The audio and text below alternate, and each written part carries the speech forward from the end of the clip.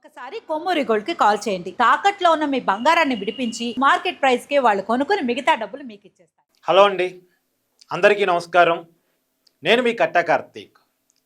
తిరుమల తిరుపతి లడ్డూలో కల్తీ నెయ్యి కలిపారు అనేటువంటి విషయం మీద వైసీపీ టీడీపీ కూటమి నాయకుల మధ్య మాటల యుద్ధం నడుస్తుంది. సరే, రాజకీయాలు పక్కన పెడదాం. దేవుడితో సంబంధించిన అంశం కాబట్టి రాజకీయాలు పక్కన పెడదాం. నిజాలు మాట్లాడుకునేటువంటి ప్రయత్నం చేద్దాం. నిన్న సజ్జల రామకృష్ణారెడ్డి గారు ప్రెస్ మీట్ పెట్టి కూటమి నాయకులు అసత్య ప్రచారాలు చేశారు, అవి తేలిపోయింది, జంతువుల కొవ్వు నెయ్యిలో కలవలేదు అని రిపోర్టు బయటకు వచ్చింది, సిట్టు రిపోర్టు చేర్చింది అని ఆయన అట్లా మాట్లాడిపోయారో లేదో, అసలు కల్తీ నెయ్యే లేదు అనేటువంటి విషయాన్ని చెప్పిపోయారో లేదో, వెంటనే అదే రోజు నిన్ననే సిట్టు ఒక లేఖని రాష్ట్ర ప్రభుత్వానికి రాసింది. ఏమని రాసింది? వైసీపీ అధికారంలో ఉన్నప్పుడు టీడీడీ ఈవోగా పనిచేసినటువంటి సింగాల్ని కావచ్చు, అదనపు ఈవోగా పనిచేసిన ధర్మారెడ్డిని కావచ్చు, బాలాజీ, ఈ అధికారులందరినీ కూడా వాళ్ళ మీద చర్యలు తీసుకోండి అని లేఖ రాసింది. చర్యలు తీసుకోండి అంటే అర్థం ఏంటి? వాళ్ళు తప్పు చేశారు అని సిట్ నిర్ధారించుకుంది అని అర్థం. వాళ్ళు తప్పు చేశారంటే అర్థం ఏంటి? తప్పు జరిగింది అని అర్థం.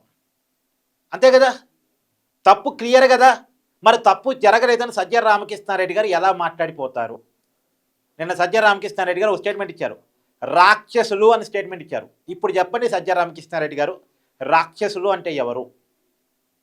రాక్షసులు అంటే ఎవరు? ఇప్పుడు నిజం చెప్పండి. సరే, అది కూడా పక్కన పెడదాం, సిట్టు లేఖను కూడా పక్కన పెడదాం. నేను ఇంకొక అప్డేట్ కూడా, ఈడీ ఈ కేసులోకి రంగప్రవేశం చేయబోతా ఉంది. ఎన్ఫోర్స్మెంట్ డైరెక్టరేట్ వైసీపీ అధికారాన్ని కోల్పోయిన తర్వాత ఈడీ రంగప్రవేశం చేస్తున్న రెండో కేసు. ఆల్రెడీ కల్తీ మద్యం, ఆంధ్రప్రదేశ్ మద్యం కేసులని ఎన్ఫోర్స్మెంట్ డైరెక్టరేట్ విచారిస్తుంది. లేటెస్ట్గా విజయసాయిని విచారించింది, మిథున్ రెడ్డిని విచారించింది. త్వరలో జగన్మోహన్ రెడ్డికి కూడా నోటీసులు పోయి అవకాశం ఉండొచ్చు ఆంధ్రప్రదేశ్ మద్యం కుంభకోణంలో. ఆ కేసు పక్కన పెట్టండి. ఇప్పుడు ఈ కల్తీ నెయ్యి వ్యవహారంలో 235 కోట్ల కుంభకోణం జరిగింది అని ఎంక్వైరీ చేస్తున్న సిబిఐ సిట్ నిర్ధారించుకుంది కాబట్టి, నెల్లూరు కోర్టులో ఫైనల్ ఛార్జ్షీట్ అనే ఛార్జ్షీట్లో ఆల్రెడీ ఆ విషయాన్ని పొందుపరిచారు కాబట్టి, ఆ 235 కోట్ల మనీ లాండరింగ్ మీద నెయ్యి కాని నెయ్యిని రసాయనాలు, పామాయిలు కలిపినటువంటి ఒక కృత్రిమ పదార్థాన్ని నెయ్యిగా నమ్మించి 68 లక్షల కేజీల కృత్రిమ పదార్థాన్ని నెయ్యిగా ఏఆర్ డైరీ నుంచి, బోలేబాబా డైరీ నుంచి సప్లై చేయించుకొని ఆ కృత్రిమ పదార్థాలని కలిపి 20 కోట్ల లడ్డూలు తయారు చేసి భక్తులకు పంపిణీ చేశారు అనేటువంటి విషయాన్ని సిట్ నిర్ధారించుకుంది. ఈ కృత్రిమ పదార్థాన్ని నెయ్యిగా తీసుకున్నందుకు గాను ప్రతి కేజీకి వైవి సుబ్బారెడ్డి గారి పిఏ చిన్నప్పన్నకు కేజీకి 25 రూపాయల చొప్పున లంచం చేరింది, కోట్ల రూపాయల చేతులు మారాయి అనేటువంటి విషయాన్ని సిబిఐ సిట్ నిర్ధారించుకోవటం వల్ల ఈ చేతులు మారిన డబ్బుల వ్యవహారాలు, మనీ లాండరింగ్ వ్యవహారాల మీద ఎన్ఫోర్స్మెంట్ డైరెక్టరేట్ రంగంలో దిగింది. ఇప్పుడు చెప్పండి రా అబ్బాయిలు, ఎవరు తప్పు?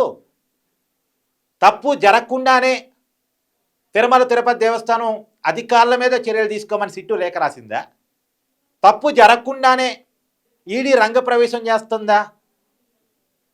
ఇప్పుడు చెప్పండి, తప్పు జరిగిందా లేదా? సజ్జల రామకృష్ణారెడ్డి గారు చెప్పండి, ఎవరు రాక్షసులు? ఇప్పుడు చాలా క్లియర్గా ఇవాళ పేపర్లో కూడా వచ్చింది చూడండి, ఇవాళ ఆంధ్రప్రదేశ్ పేపర్లో క్లియర్గా రాశారు, నెయ్యి అబద్ధం, కొవ్వు నిజం. ఎస్, నెయ్యి అబద్ధం, కొవ్వు నిజమా లేదా పక్కన పెట్టండి. నెయ్యి అబద్ధం.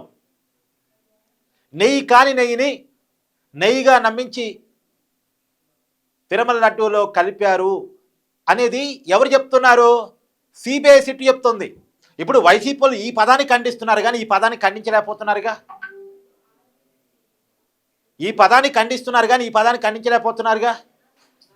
ఇప్పుడు వైసీపీ నాయకులు ఏ రిపోర్ట్ని అయితే పట్టుకున్నారో ఆ రిపోర్టు ఇది చెప్పలేకపోతుందేమో కానీ ఇది క్లియర్గా చెప్తుంది. పైగా ఈ పదాన్ని వైసీపీ పాయింట్అవుట్ చేస్తుంది కదా, కొవ్వు నిజమా కాదా అన్నకాడ.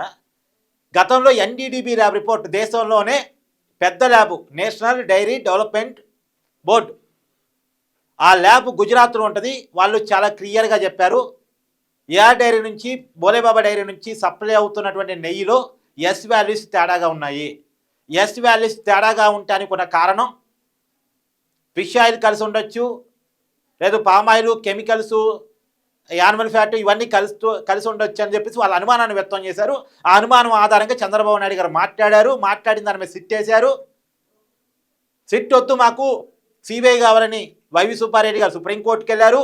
సుప్రీంకోర్టు సిబిఐ కాదు, సిట్టు కాదని చెప్పేసి అక్కడిద్దరు అధికారిని, ఇక్కడిద్దరు అధికారిని, ఫుడ్ సేఫ్టీ అధికారిని ఒకరిని కలిపి మొత్తం ఐదుగురు అధికారులతోటి సిబిఐ సిట్టు ప్రత్యేక అధికారుల బృందాన్ని నియమించింది. ఆ ప్రత్యేక అధికారుల బృందం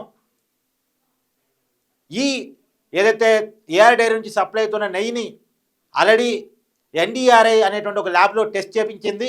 ఆ ఎన్డీఆర్ఐ ల్యాబ్లో కూడా ఏమొచ్చింది, మా దగ్గర 10% కంటే తక్కువ యానిమల్ ఫ్యాట్ ఉంటే కనిపెట్టలేము, మా పీసీఆర్ టెస్ట్ కనిపెట్టలేదు అని వచ్చింది. యానిమల్ ఫ్యాట్ లేదని వాళ్ళు చెప్పలే, 10% కంటే తక్కువ ఉంటే కనిపెట్టలేము, ఆ యానిమల్ ఫ్యాట్ ఉందో లేదో, కానీ కెమికల్ పామాయిల్ కలిపి నెయ్యిని తయారు చేసినట్టు మాత్రం మేము నిర్ధారించుకున్నాం, అసలు నెయ్యే కాదది అనేటువంటి విషయాన్ని ఆ ల్యాబ్ రిపోర్ట్ చెప్పింది. సరే, యానిమల్ ఫ్యాట్ లేదు అనుకుందాం, ఎగ్జాంపుల్ అనుకుందాం, కానీ ఎన్డీఆర్ఐ రిపోర్ట్ ఒక విషయాన్ని చాలా క్లియర్గా చెప్పింది. ఎన్డీఆర్ఐ రిపోర్ట్ ఒక విషయం చాలా క్లియర్గా చెప్పింది, కెమికల్ పామాయిల్ కలిపి నెయ్యి కాని పదార్థాన్ని నెయ్యిగా క్రియేట్ చేశారు అని చెప్పింది. అదే ల్యాబ్ మళ్ళీ చెప్పింది 10% కంటే తక్కువ యానిమల్ ఫ్యాట్ ఉంటే మేము కనిపెట్టామని చెప్పింది. ఇంకా వైసీపీ వాళ్ళు మొండి వాదన, గుడ్డి వాదన పట్టుకుంటే ఏం చేయాలి? వైసీపీ అడ్డంగా దొరికిపోయింది. ఇంకా ఈ విషయం మీద వైసీపీ ఎక్కువ చర్చ పెట్టుకుంటే ఆ పార్టీకే నష్టం.